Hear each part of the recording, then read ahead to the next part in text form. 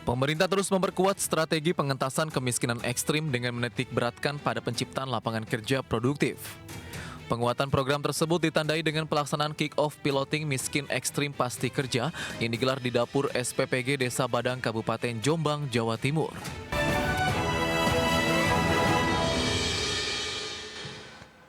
Ya, pemerintah terus memperkuat strategi pengentasan kemiskinan ekstrim dengan menitik beratkan pada penciptaan lapangan kerja produktif dan melalui program Miskin Ekstrim Pasti Kerja diharapkan 10.000 warga miskin ekstrim dapat terserap dalam lapangan kerja produktif. Pemerintah terus memperkuat strategi pengentasan kemiskinan ekstrim dengan menitik beratkan pada penciptaan lapangan kerja produktif. Penguatan program tersebut ditandai dengan pelaksanaan kick-off piloting miskin ekstrim pasti kerja yang digelar di dapur SPPG Desa Badang Kabupaten Jombang, Jawa Timur. Melalui program Miskin Ekstrim Pasti Kerja, Kementerian Koordinator Pemberdayaan Masyarakat mendorong masyarakat miskin dan miskin ekstrim agar memiliki akses kerja yang layak serta tidak bergantung pada bantuan sosial. Deputi Bidang Koordinasi Peningkatan Kesejahteraan Sosial Nunung Nuryartono menegaskan, melalui program Miskin Ekstrim Pasti Kerja, pemerintah menargetkan setidaknya 10.000 warga miskin ekstrim dapat terserap dalam lapangan kerja produktif. Begitu dia meyakini bisa, maka dia akan langsung bisa masuk bekerja. Contohnya di 7 SPPG yang ada di Kabupaten Jombang. Saya kira ini penting ya, pesan penting yang selalu Presiden dan juga Pak Menko sampaikan bahwa SPPG program makan bergizi ini mampu menggerakkan seluruh potensi ekosistem pemberdayaannya berjalan, ekosistem untuk meningkatkan kesejahteraan masyarakatnya juga bisa kita pastikan itu terimplementasi dengan baik. Secara nasional, program Satuan Pelayanan Pemenuhan Gizi diproyeksikan mampu menyerap hingga 1,5 juta tenaga kerja pada periode 2025 hingga 2026. Dengan dukungan lebih dari 25.000 SPPG yang tersebar di berbagai daerah di Indonesia, program ini diharapkan menjadi instrumen strategis pemerintah dalam menghapus kemiskinan ekstrim secara bertahap. Dari Jombang, Jawa Timur, Mukhtar Bagus, IDX Channel. Ya, pemerintah tengah menggodok aturan mengenai harga acuan minimum bagi produk impor yang masuk ke pasar Indonesia guna melindungi pelaku usaha dari gempuran produk asing. Dan aturan tersebut nantinya akan fokus pada 10 kategori produk yang sudah bisa diproduksi di dalam negeri. Pemerintah tengah menggodok aturan mengenai harga acuan minimum bagi produk impor yang masuk ke pasar Indonesia. Langkah ini sebagai upaya melindungi pelaku usaha dalam negeri, khususnya produk UMKM, dari gempuran produk asing yang dijual dengan sangat rendah. Menurut Menteri UMKM Maman Abdurrahman, aturan harga acuan minimum produk impor ini nantinya akan difokuskan pada 10 kategori produk yang sudah bisa diproduksi di dalam negeri, seperti sektor sandang, pangan, hingga kebutuhan primer dan sekunder lainnya. Salah satu fokus utamanya yakni produk pakaian dan alas kaki. Tentunya kita tahu bahwa publik ini melihat dua aja, harga barang dengan kebutuhan mereka mau barang apa, that's it. Nah, karena kita tahu produk-produk dari Cina ini dengan harga yang luar biasa, itu akhirnya menyulitkan produk dalam negeri kita berkompetisi, makanya kita buat persaingan yang fair. Nah, produk-produknya apa saja itu sedang dibahas oleh Kementerian UMKM dan Kementerian Perdagangan. Kementerian UMKM masih terus berkoordinasi dengan Kementerian Perdagangan untuk mematangkan regulasi ini, agar produktivitas pelaku usaha lokal tidak mati akibat barang impor murah.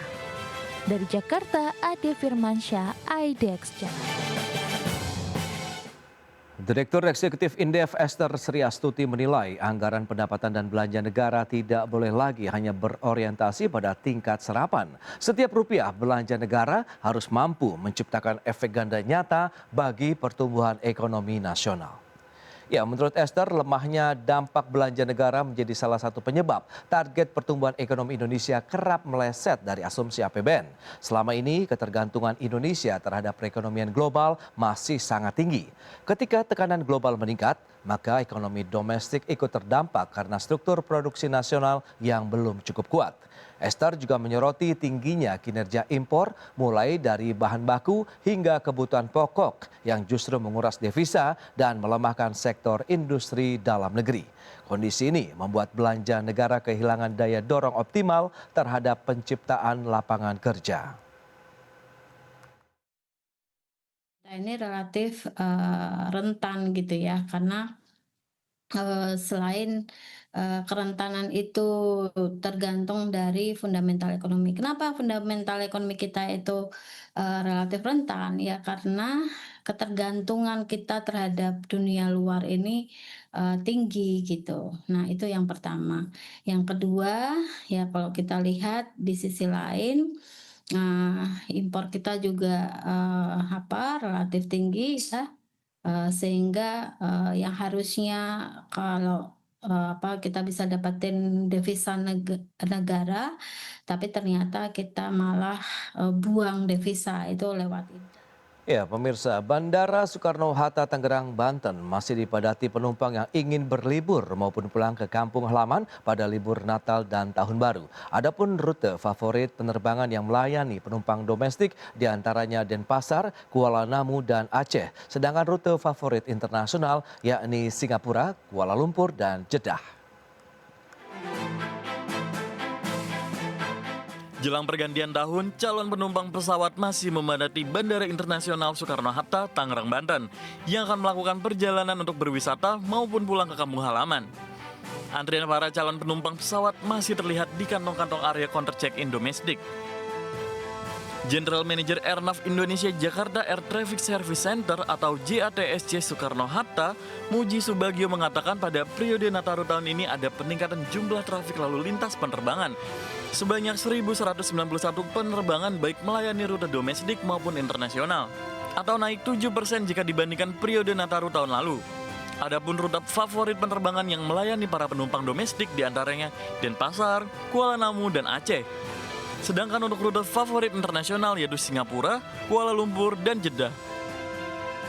Selain itu, pada periode Nataru tahun ini, JATSC Soekarno-Hatta memprediksi 20.000 penerbangan sejak 18 Desember 2025 sampai 4 Januari 2026 mendatang.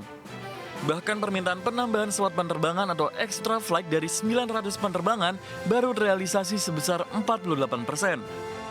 Secara rata-rata nanti akan lebih dari tahun sebelumnya, ya, yaitu khususnya nanti pada saat arus balik tanggal 4 Januari tahun 2026, karena memang libur panjang akan berakhir di tanggal 4 Januari, tanggal 5 aktif. Nah, mungkin juga akan 1.100 lebih, mencapai 1.100 lebih pada tanggal 4 Januari nanti, sedangkan di tanggal 31 di mana orang akan melaksanakan tahun baru, mungkin sekitar kurang dari 1.100.